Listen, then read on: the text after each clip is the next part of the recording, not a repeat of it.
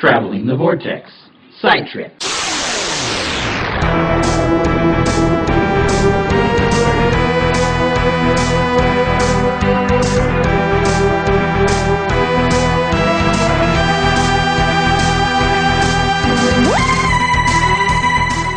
Alright, well, we're going to get started. I am Keith from Traveling the Vortex, and welcome to the Kingdom of Hooligans panel. We're joined by Josh Adams, IDW artist, ink, and pencil and ink, sometimes pencil, sometimes hate ink, I don't know. And we're also joined by Tina from the Kansas City Timer Society. For those who don't know, Tina, what's the Kansas City Timer Society about? Well, Kansas City Timer Society is a local group in Kansas City of fellow Hooligans like yourself. You can find us on Facebook. I'm not sure if any of you guys been by the table. We have little flyers, and on the flyers, we just list some upcoming events that we have. The first person that came to the table and so many thereafter was like, "Was there a membership fee?" No, there's no membership fee. We're a free group, local group, just hanging out and having fun. The first upcoming event is going to be on April 27th at the Raytown IB. We're going to be in their room, and they're going to have episode screenings. They're going to have episodes 1 and 2 of the new series 7B. So the Bells of St. John and the one that aired last night. So in case you missed any of them, you can always kind of check that out. That's down there. But we have monthly meetups. We get together, we play board games. The place we meet up at is basically Comics and Games on State Line. I don't know if you guys are familiar with that area or not. We also talk about Doctor Who, other sci-fi shows. We have some members that will bring in their Doctor Who magazine collections and flip through them. They look, and just talk about what's in the book and what we think. Some of us even get together and make for Doctor Stars. We also do other arts and crafts kinds of things.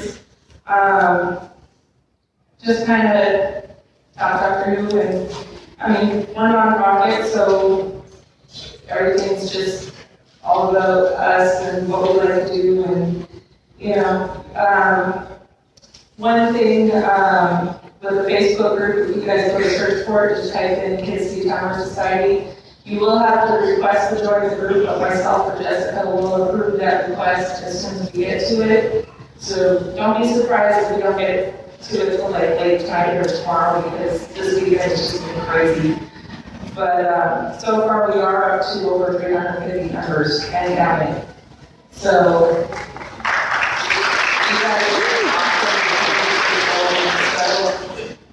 Just out of curiosity, how many are already part of the Facebook group? Ooh. Wow, so everybody get on Facebook and join the group. I wouldn't be surprised if after this weekend we get at least another 200 or so.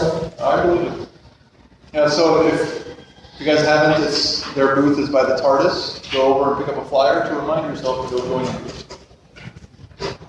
And get your picture taken with the TARDIS. Alright, I have to ask a quick favor, everybody. On 3, can you all wave?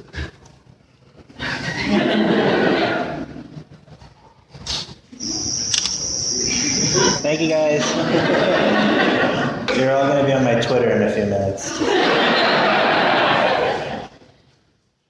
All right, what's up? All right. Well, let's turn the attention to you now, John. Hi. Well, so should we just do a question and answer? Yeah, I'd ask you a couple questions. Okay, you and me with some questions. Have you always been a Doctor Who fan? Or did you more get into it once you kind of got the IDW gig? There was like a week or two when I was a baby. Actually, I watched Doctor Who when I was a kid on PBS. Dad used to watch the Fourth Doctor, Tom Baker, which is pretty cool.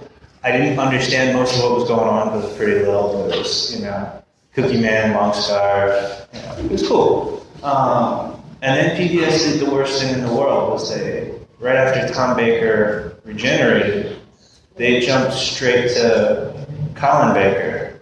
They went right past Peter Davison. And not that Colin Baker sucks or anything. He doesn't suck. He's cool. Not that any of you are really dressed up like him. But it's a really it's a shock to the system to go from kind of serious, weird, curly haired guy to completely daffy, curly haired guy in the patchwork, suit. So I kind of got out of it for a while. And then when the new show came back, I saw Eccleston. I liked Eccleston. He was pretty awesome. And I think I was going through high school when Tennant was around, so I kind of fell out of it. And Matt Smith came back, and he was mind-blowingly good. Sorry, fans, he's not my favorite, but Matt Smith is totally my favorite. So that's kind of my Doctor Who history. And so you pencil and ink variety of your comics. How did you get Peter Pencil in that? I forced them to hire me. I was kicking around, looking for comic work, and there was the Doctor Who comic book, and I thought, man, I'd love to draw Doctor Who. And so I contacted them. I got in touch with the editor, and I said, I want to do it. And he said, we got a lot of artists who want to do Doctor Who. I can't guarantee that you're going to get a spot anytime soon. And I said, all right, well, here's the deal. I'm going to send you samples, and I'm going to... It's okay. I'm going to send you samples, and I'm going to email you, and I'm going to keep calling you until you hire me. So if you want some peace and quiet, you might as well hire me now. And, given a little time, given a little annoyance, they did hire me pretty darn quick. And I've been drawing it ever since. And I'll keep drawing it till, they replace the Doctor with someone awful, and I'll hate it. I heard a rumor that someone was telling me that they thought Daniel Radcliffe was going to replace Matt Smith. That's a pretty awful rumor. But I think that it does help in that there's only a certain number of doctors, and with Daniel Radcliffe, he's only 11 and a half doctor. So you can go by halves. I always thought, I'm trying to remember the actor's name, but the guy who plays Sherlock Holmes. Benedict, oh yeah.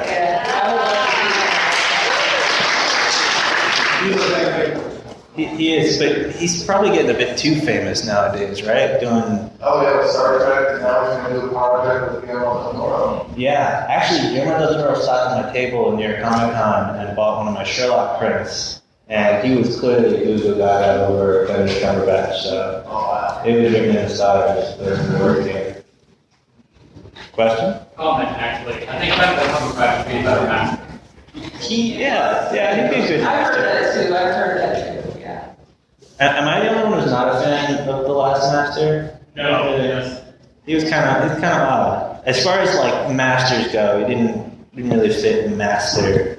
More like annoying guy in a comic shop.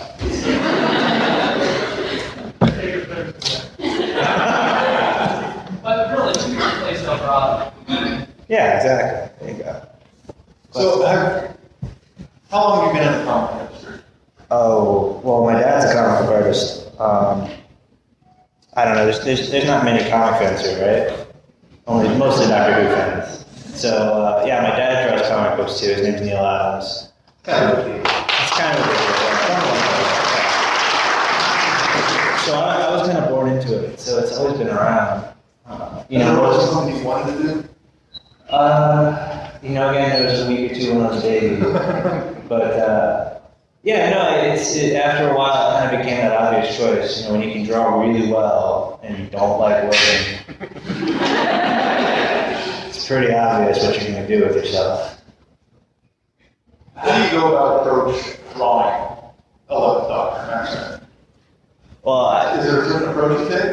he's kind of the perfect real life person to draw because he looks like a cartoon. He's got that, even his silhouette, the way he's got those big goofy feet and the way clothes hang off him. Just every time you draw him, you're drawing something real but not real at the same time. So it was perfect to get into drawing Smith. I started off, pulling a whole bunch of reference of all the different weird faces he makes and, drawing them over and over again until I got a hang of it. And eventually it just kind of sunk in. He's a big cartoon, so it's perfect. One of the ones I read that you worked on, 100-page spectacular, that's the one that has the story about the pheasants taking over, right? That's the annual, the 2012 annual. And you worked on that, right? I worked on the second story in that one, which has Matt Smith, or has the doctor going off to a planet to save the bird people. These weird parrot-like, big, lanky birds, and there's characters posing as Time Lords, which, I mean, when you turn the page and you see suddenly there's these Time Lords imposing their will on this weird bird race, you kind of get that moment of like, wow, the Time Lords are back. But it's a comic, so you know that it's not going to be anything that cool. Well, let's go and open up to the floor and ask questions. You can go. What did you like about Matt? Let's say it again. What did you like about Matt Smith over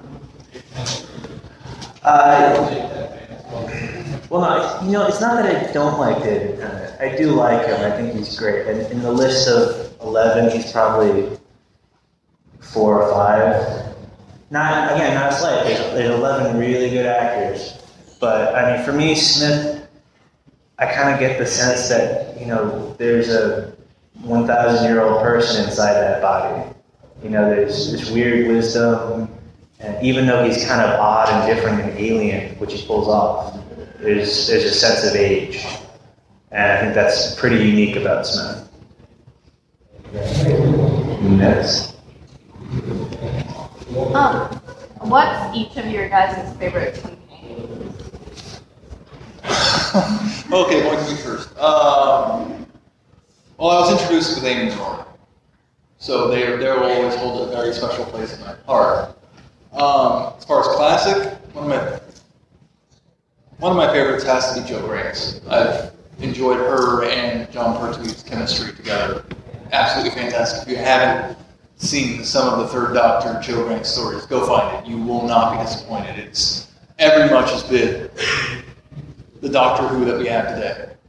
It may be a little longer, but it's still the Doctor Who we have today. Me next? Or? Well, myself, classic Who, I'm always a fan of Sarah Jane Smith. She was always my favorite. New Who, I have to say Rose.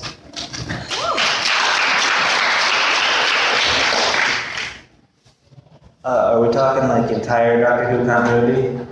Yeah, okay. I like Kevin the Dinosaur. Yeah, the robot dinosaur with the mentality of a thespian actor who can't find his place in the world. I think that's just perfect for Doctor Who. Nothing can really come close to that. The giant T-Rex stomping through the TARDIS, trying to help the Doctor control the TARDIS with tiny little arms that can't reach the panel. You don't need emotional ground when you've got that. So he's my favorite. Televised. Oh, does River count? River? I consider River. Yeah, River counts, right? I like River. She's awesome. She puts the Doctor in his place, which is pretty darn cool.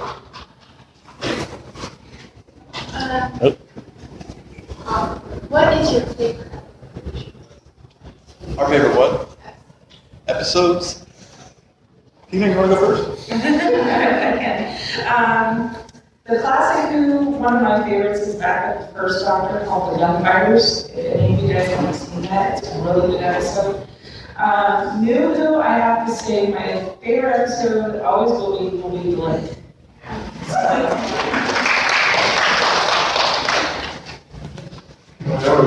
You go. All right. One of my favorites is Dr. Quiet. Such a good episode. Another one that's probably a bit more controversial, Closing Time. Closing Time in the Library, just so much fun to watch. It's just lethal despite the plot issues with everything that throw off. As far as classic, there are so many good ones. I would have to almost go through each era to find. I can't pinpoint one for all of classic Who. Some of them include Coon the Cybermen, Second Doctor, Carnival of Monsters, the third, City of Death, the fourth, along with the Daleks, Pyramids of Mars, just so many good stories in all the show. It's so hard to choose. Ooh, City of Death. That's like Douglas Adams. You can't beat it. It's on Netflix. Yeah, it is on Netflix. It's really, really good. Anyone who's read Hitchhiker's Guide it'll be pretty familiar. And then a close second would be The Doctor's Wife. So obviously, we know Douglas Adams and his close friend Neil Gaiman, who they're almost complete opposite in terms of writers, but both brilliant and both understand the Doctor so well. Next. What do you think of how My Little Pony turned the Doctor, River, and Amy into ponies and put it on their show? Have you seen that? I've only seen the images. I haven't actually watched the episodes. Well, I'm no brony, so I don't really know. I think the Doctor Who shirts are pretty adorable, and it gets people to buy Doctor Who-ish things, and I'm totally for it. And if it will get somebody who's watching My Little Pony interested in Doctor Who, I'm all. Anything to get a new Who fan. I think it's fair game. Short of kidnapping and torture. Yeah.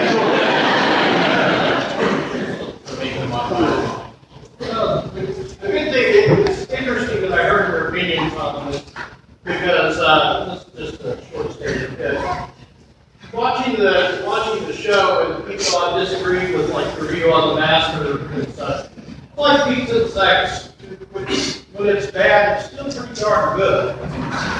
So, but I wanted to ask you, Josh, I haven't seen any of your work. Do you only draw the Matt Smith Doctor, or do you draw others? As your, so I'm not familiar with before. For the comic series, I only draw Matt Smith because that's what they hire me to do. Okay.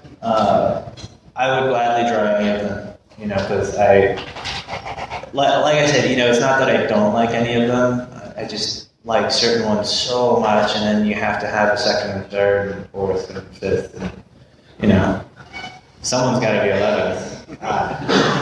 If you could have a multi-doctor comic story that you would draw, what doctor would you want to? First Doctor. I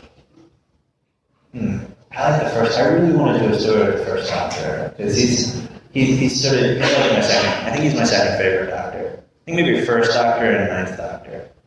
That's the pair I want to do. The Doctor from when Gallifrey and was still around and was not, he just basically run away. And then the Doctor from when the Time Lords are all gone and he's bitter and angry about it. Those two together, such a contrast in personality, and still there's some things that are very similar about them. Spoiler warning for 20 years ago, Adric was always one of the most, it's really a piece of television that really hit me in history. The first one that really got me. Is there another episode, or would you agree with the end of that one? Oh, that's very iconic. And it's very iconic end to the game. It's almost hard to top that. It's like what you feel about that. Just in terms of episodes that hit me like that? Yeah. I don't know, do you have one? I gotta. Well, I have to be honest, there's two episodes that always burn a hole in my mind because when David Tennant left and finding out that those tears weren't real, or that they were real, that he wasn't faking his total crisis because he didn't want to leave Doctor Who.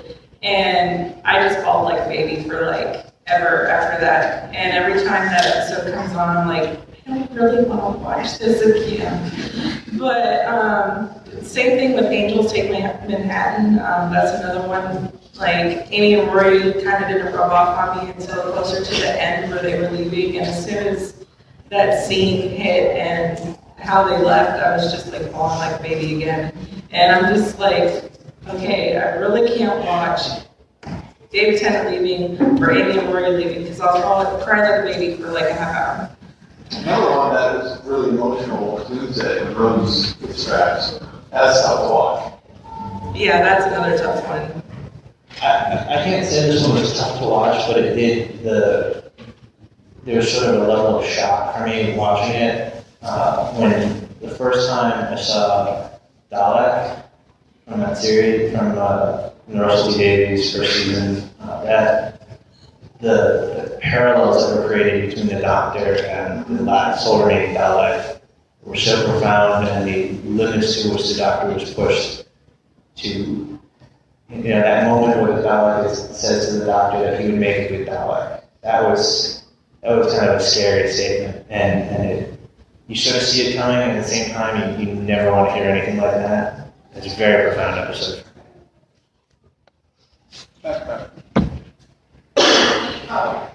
I acknowledge your contractual obligations to BBC and Doctor and all that. I don't know if you'll be able to answer this question.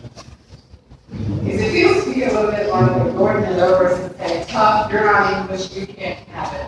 But what is the real reason, this is all alarming us, why we can't go to bbc.co.uk and look at all of the content for Doctor Who?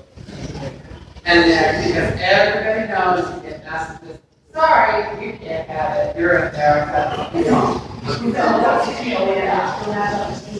It's kind of licensing issues, and because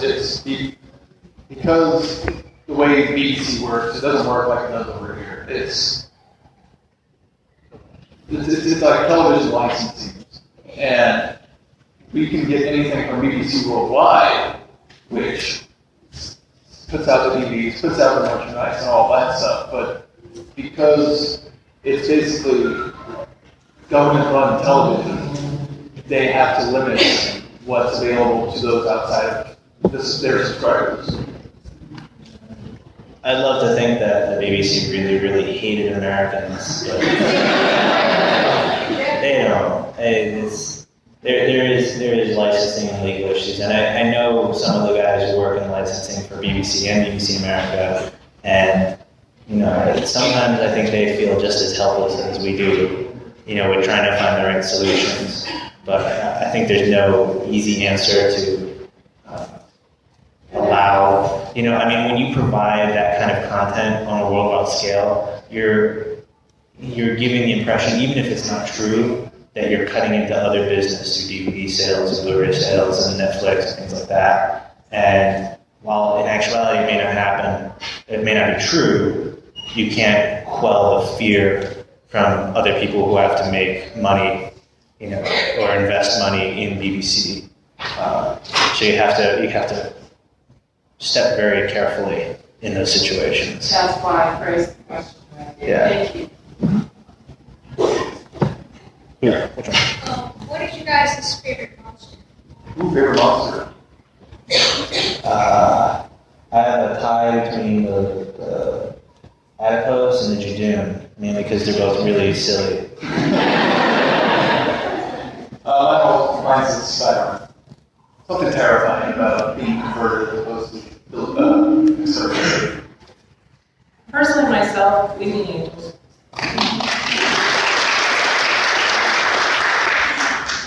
Well, we've had a question about the favorite Doctor, but Josh mentioned people looking upon John Simm's portrayal of the Master. So I was wondering what your guys' favorite Masters were.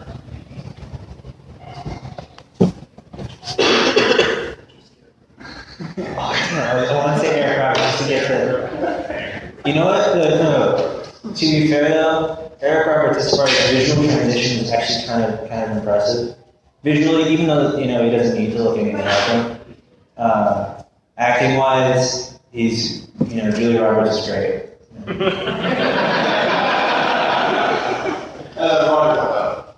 It's hard to top first.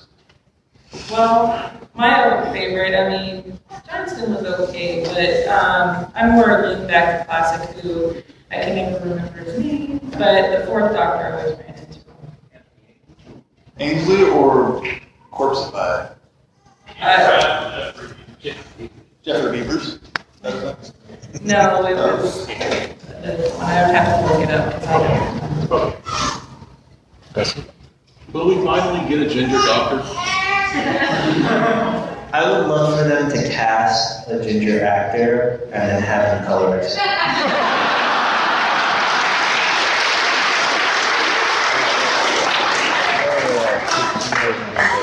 What's your guys' opinion on the internet really about It can't be anything but awesome. You know, even if David Tennant is not your favorite doctor, it's cool to have two doctors, and it's cool to see them interact and be awesome together. Even if they may not even be together in any scene. You know, to me, I'm thinking like maybe it's just a flashback and they're gonna tease us with it. But who knows? I know you don't want them to, but they could. You think we're actually going to have 10th Doctor, or do you think it's going to be Handy Doctor? The one that got left with Rose. I'm going with 10th Doctor. I'm going with 10th Doctor. Not copy, not neutered copy Doctor. Just to answer that point, they already got film of the 10th Doctor part. Oh, there we go. He could just be a Doctor Who fan who's getting in cosplay.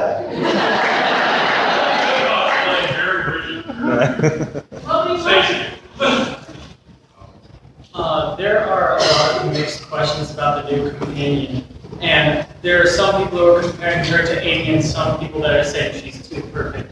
I want to know your thoughts on that. Me? Moffat always has a plan, and I always say let Moffat be Moffat. I'm sure he's going to come up with something cool and different and funky that'll definitely separate her from Amy.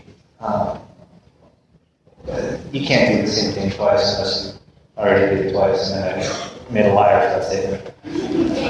One thing I always say is you gotta remember the doctor lies, River lies, Moffat lies too. How do you guys feel about female doctor? With the Dr. White, I'm okay with it. There's that throwaway line that makes it so you could switch gender. I would love to see a female doctor. That's pretty, I mean, you can't, honestly, I know there's all this like fear. I think there's fear at the BBC, there's fear with producers. Who's going to be the one who does it first? You know, someone's just got to bite the bullet and do it. And I think it'd be really awesome to see what happens and to see how people interact with a female doctor. You have a 1,000-year-old character who's probably made a few friends along the way. Suddenly going to meet, it's a female doctor, how are you going to respond? It's almost like the first time the doctor regenerated and everyone wouldn't believe that, you know, this new guy is the doctor. Personally, I'm kind of interested to see it, but I'm more along the lines of keep the male doctor, but there's so many questions behind who Clara is. And one of the things that I thought was, wouldn't it be cool, because Romana 2 was left in E-Space. And what if that's her regenerated after so many years?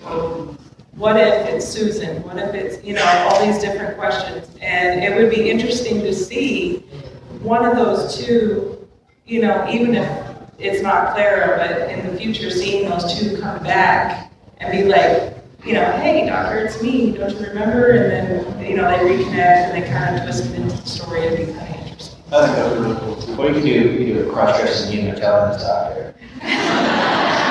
That's a little of both, right? Over What's your guys' favorite Christmas episode? here, Christmas episode. Ooh. I don't know. I like, as much as it doesn't make that much sense, I like Matt Smith's first Christmas episode. That's Carol. Christmas Carol, yeah. It's one I can sit down with my stepdaughter and watch over and over again, and we love the hell out of it. It's just so silly and backwards and fun, and there's a shark. I have to say personally, I really fell in love with the snowman. That was a really good one too. Back here in the very back. My question is, as a huge fan of both Doctor Who and Lord of the Rings, I can't help but make some connections between the Doctor and Gandalf as kind of like this traveler that only shows up when bad things are happening, so does he bring the bad things, or is he the salvation? And so my question to people more versed is, could you foresee that made any impact on the character of the Doctor, like in this generation? Tolkien was a huge Doctor Who fan. I can totally see what you're saying. There's, was Gandalf that violent? Gandalf was violent, right? He took out a few people. No, he just had his staff with the light, which looked like it was kind of like a sonic screwdriver. Right? Yeah. Oh, he does have a sword, right? Okay. Can the Doctor use a sword? Yeah, okay.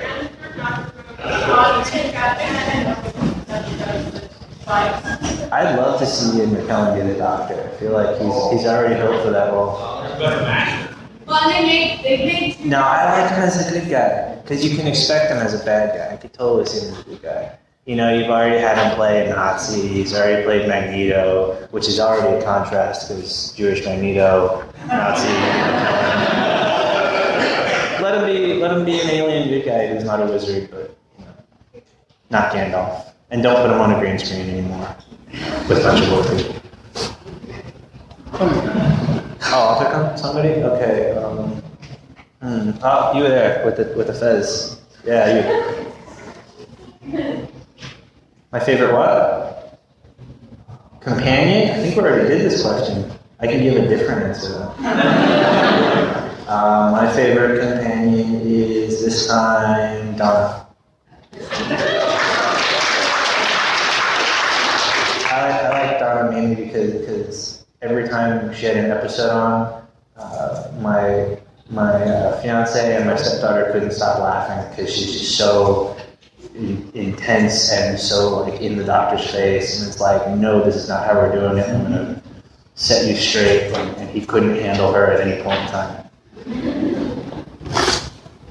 Is she a female doctor? And for a while, yeah, that was weird, but yeah, that was crazy. All right, who going next? Okay. I know Roy was the running king of death scenes amongst everything, but what is your opinion on Rory meeting Dave? Oh, that made me weepy. I was a total sucker for that. I mean, I don't even care if trying to think about whether or not that was plausible. I was a total sucker for that. I'm even getting a little weepy now thinking about it. That was pretty sad. Okay, you guys go. I gotta cry in a while. That was a serious answer though. It totally made me weepy. I loved it. Oh, yeah, too, absolutely. I'll start with IWT. Do you get any foreknowledge on not necessarily where they're going, but foreknowledge on the story so that you guys can plan out what's happening to the book?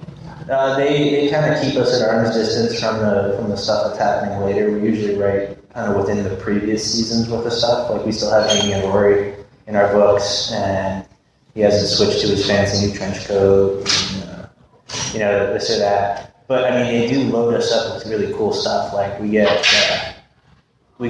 reference on the TARDIS, and there's names for each lever and button and stuff on the control panel. Like they have names. They named them. That's, whoa. And we get reference. They gave us a reference file of the Weeping Angels, and I had to delete it because it was creepy to have all that. Yeah, exactly. Yeah, I opened up the file, and there's just this angel face staring at me. Not even the scary one, just a regular. It's like, whoa. That was creepy. What do you think of the new outfits? The new outfits? It looks good, Matt Smith dresses well. He could pull it off. I don't like, I don't like the way Matt Smith dresses outside of Doctor Who. He always wears like the super low cut, I can almost see his nipples t-shirt. He's kind of hipstery, when he's not, I mean, he's hipstery when he's in Doctor Who too, but it's super hipstery outside of it. Yeah. All right. According to some thoroughfare theories, one of the more popular ones I've seen around is she's somehow related to Captain Jack's pregnancy, or there are events that happened to him in Tuesday, I believe it was, where Rose looked into the vortex inside them. How do you feel about all that? I could imagine Captain Jack having kids all over the universe.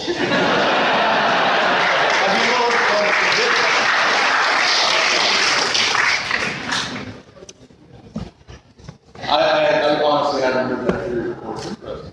You think Captain Jackie would like kiss somebody and get them pregnant? And I mentioned that is that some people say how you need references that, oh, at least I'm not getting pregnant again, or the face of Mo is pregnant. Where does the face of Bo deliver from? Yeah. He gets a stuffy nose.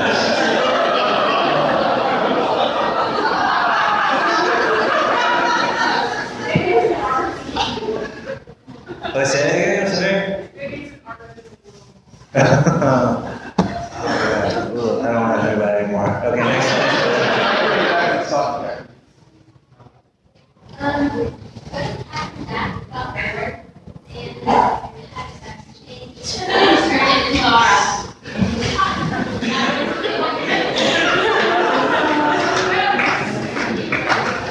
Well, you just ruined Clara for me. I'm sure. Next question.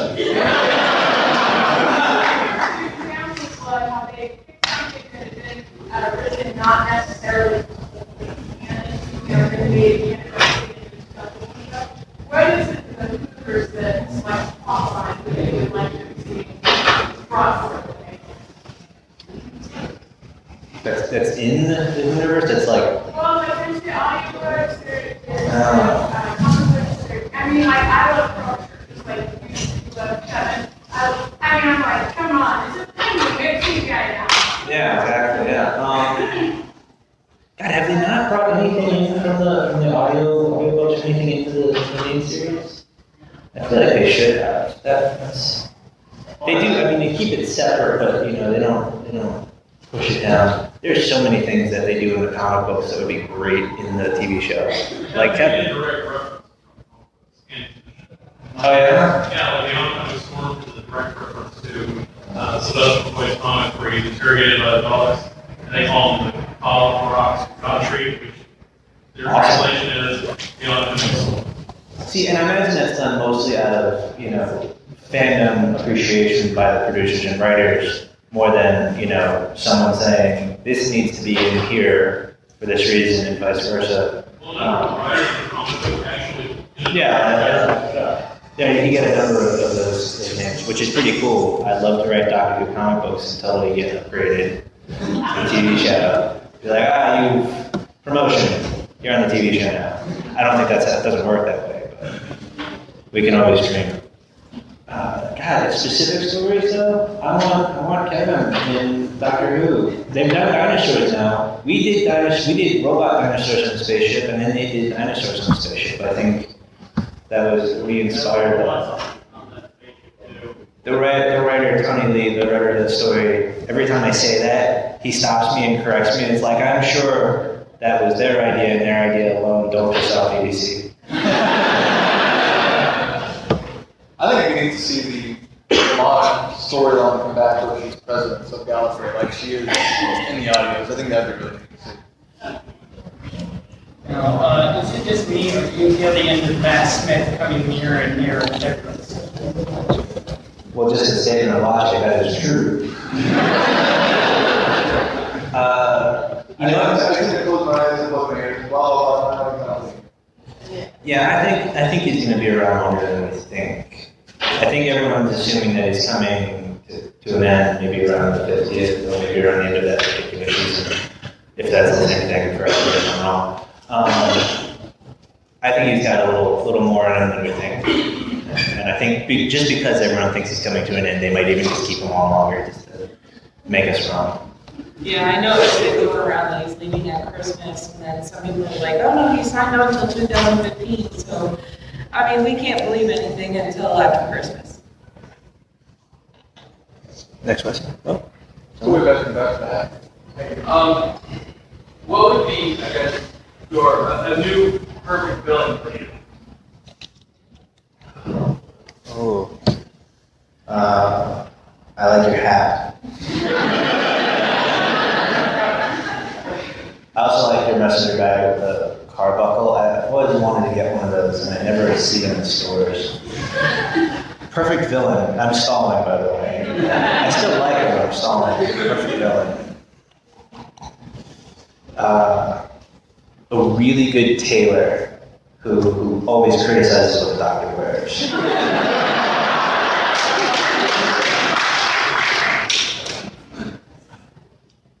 Got one? Do you have a perfect villain for the doctor?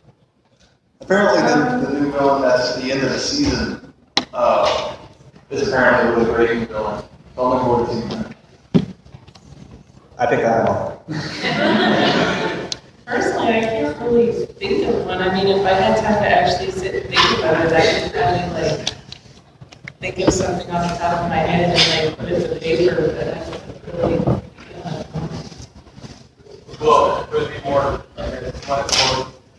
physical or psychological? You want it to break the mind or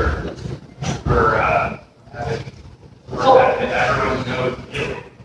Well, see, the thing, I think back to the God complex when I'm in the hotel, and everybody questions who was in the doctor's room, and I think it was himself. And I think, personally, now that I actually have something to think about it, maybe if they had something where it was like the other himself that he has to face off with in that room.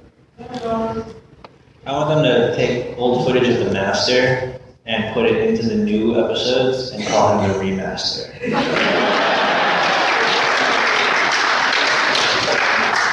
All right, yeah, time for a couple more questions. So,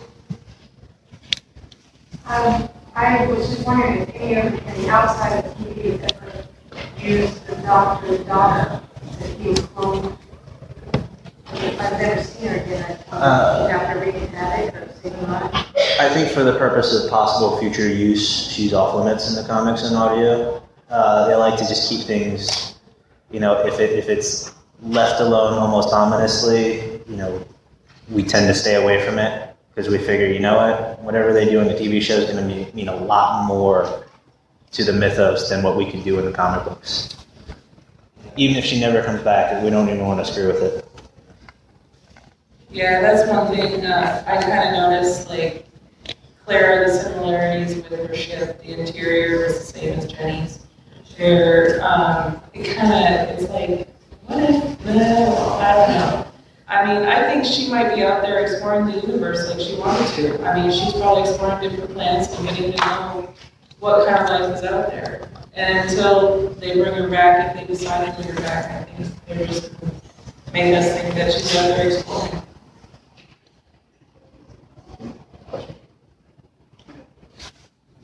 What are your guys' personal speculations for the 50th anniversary? well, have you guys all seen Monster Return? Have you guys seen that picture? I don't think that picture's appropriate for kids. Is it too scary? No, it just looks like private parts. I mean, really creepy looking private parts. Well, for those who don't know, BBC announced that the Zygons are returning. So, I personally haven't seen the trailer of Zygons, so I would need to see that before I can really speculate. And if you have a problem with that, that's Zygons to Zygons.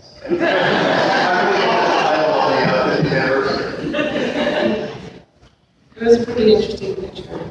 But I have to say, I'm pretty interested to find out who Clara really is my thing. I think they're going to wrap around that and kind of tie that in and tie it together so that all of us that are naming off, oh, she might be Cal, she might be this, she might be that, you know what?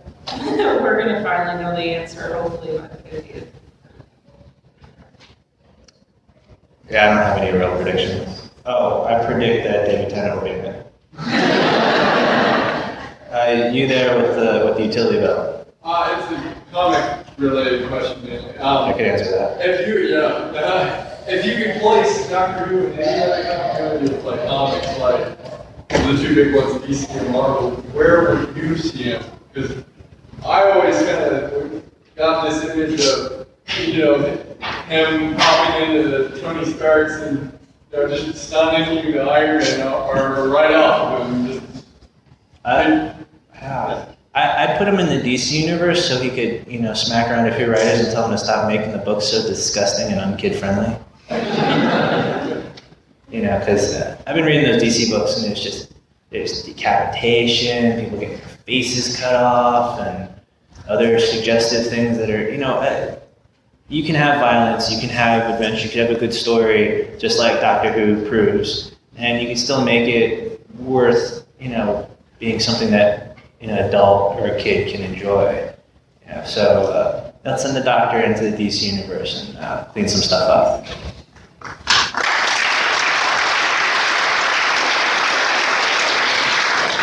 You have time for one more? One more? Oh, who's gonna get it?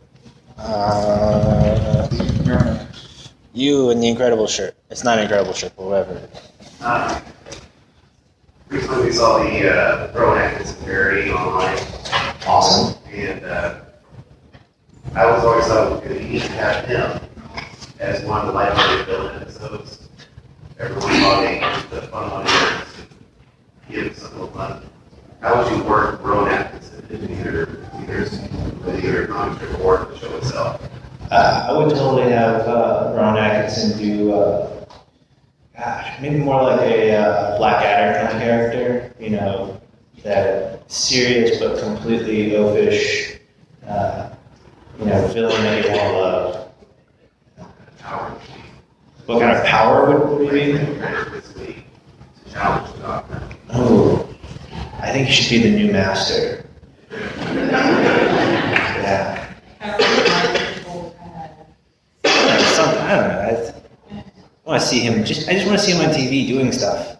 He's Mr. Bean. He's Blackadder. He's Ron Atkins. He's the man. He's Johnny English, if that's your cup of tea.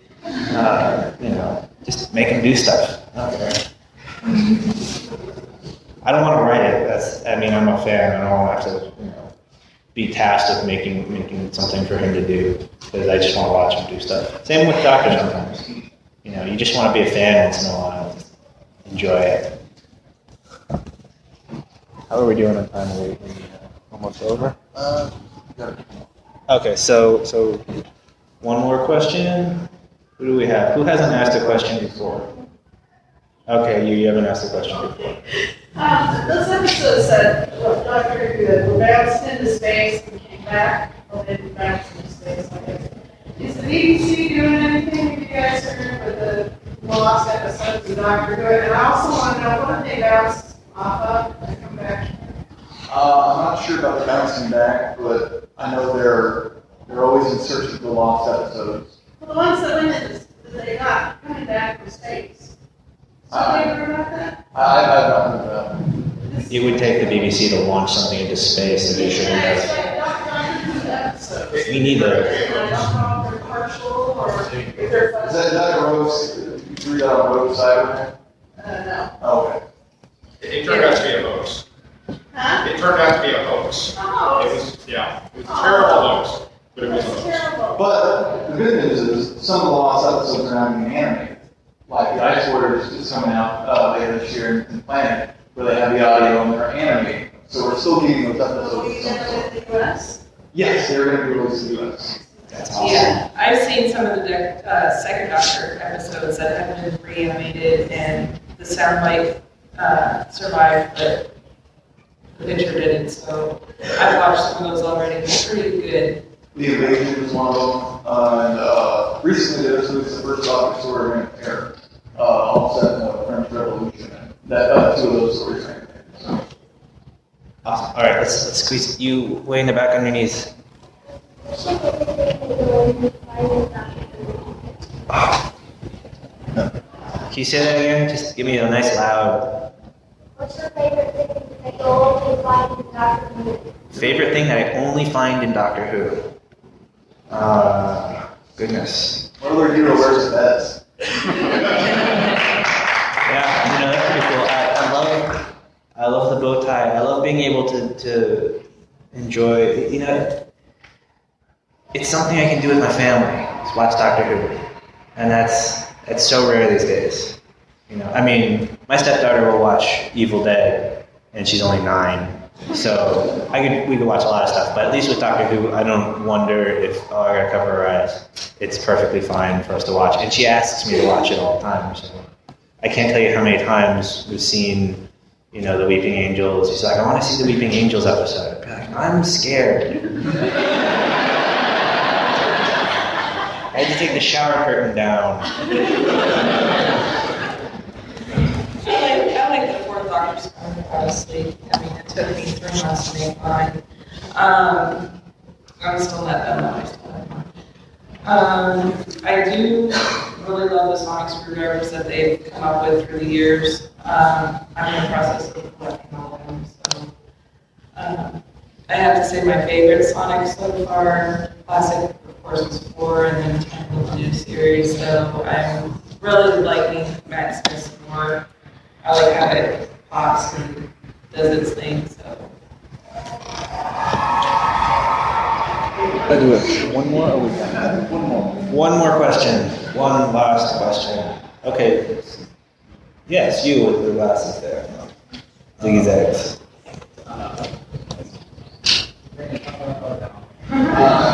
In each generation, doctor comes with a change in the personality. After Matt Smith, what would you like to see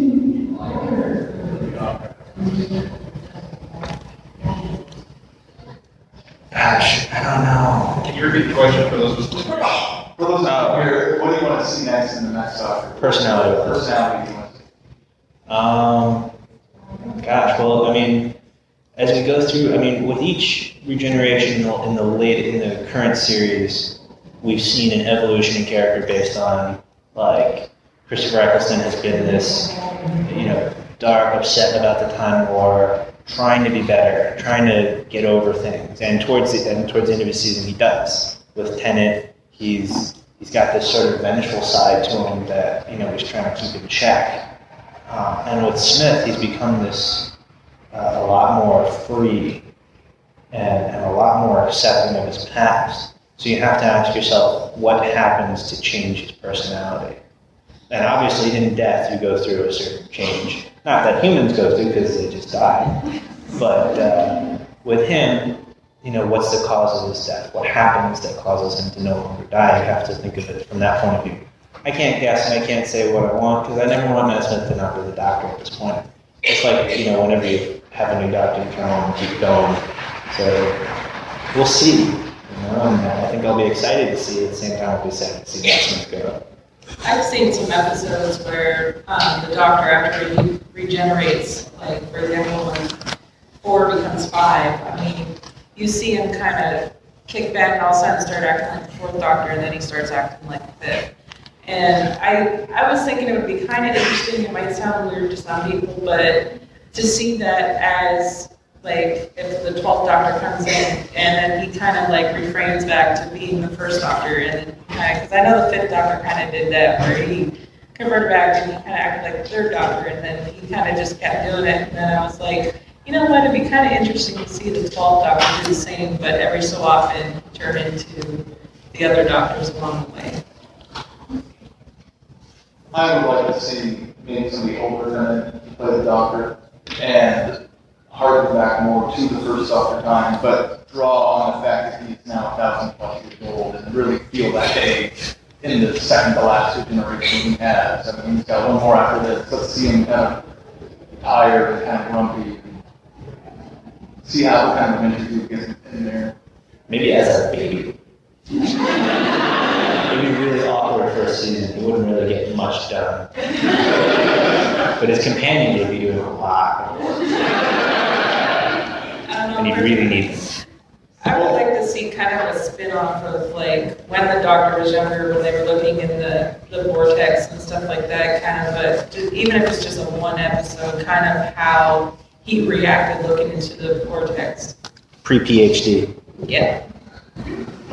Well, thank you everyone for coming out. Where do people find you? I'm at booth 1026, and I'm running out of stuff, so if you want to get stuff, you gotta come as quick as possible. But give me a chance to go potty.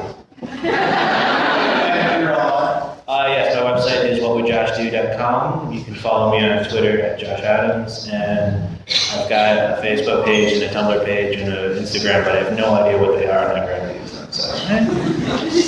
One more plug for Casey Tower. I'm sorry? Plug yourself. One more plug for Casey Tower. Plug the Timer Society. Everyone, go check out the Timer Society. Go check out the Facebook page for Casey Tower Society, and for anyone interested, Traveling Vortex, the podcast dedicated to Doctor Who. You can find us at travelingvortex.com. Thank you very much.